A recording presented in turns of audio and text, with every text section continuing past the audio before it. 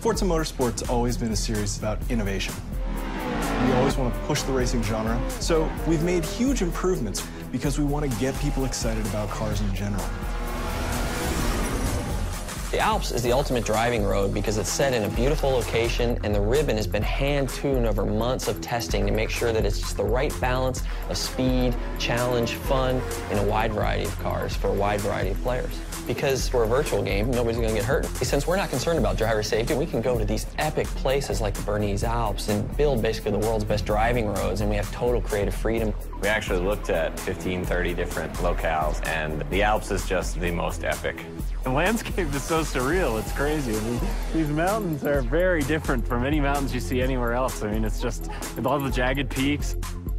We are on part one of a trip that will take us through Switzerland and Italy as the guys from Turn 10 gather source material and basically inspired by the entire trip. What we're gonna do is find the most amazing areas we possibly can and photograph them to no end.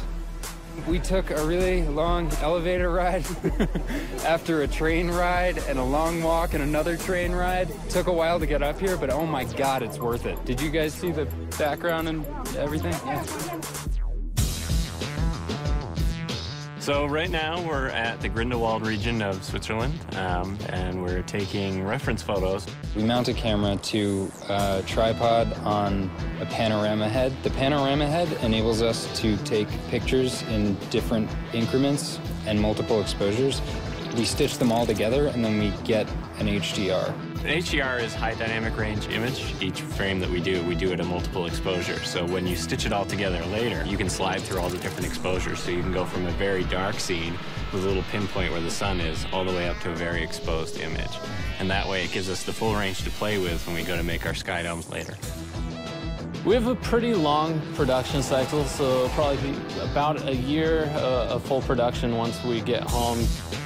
So we bring back all of our reference, we start modeling rough landscapes that existed there so they're fairly accurate, but we're not bound to recreate it perfectly as it exists because there isn't a track there. But we want it to be believable. It needs to fit with the other real racetracks in the game. So we create a whole backstory about how the Bernese Alps came to be. It started off as a ski resort, and roads were built for workers in the wintertime, and then this rich entrepreneur bought it and tried to build a racetrack there, but it got shut down. So by creating this rich backstory, everything is there for a reason. It's believable.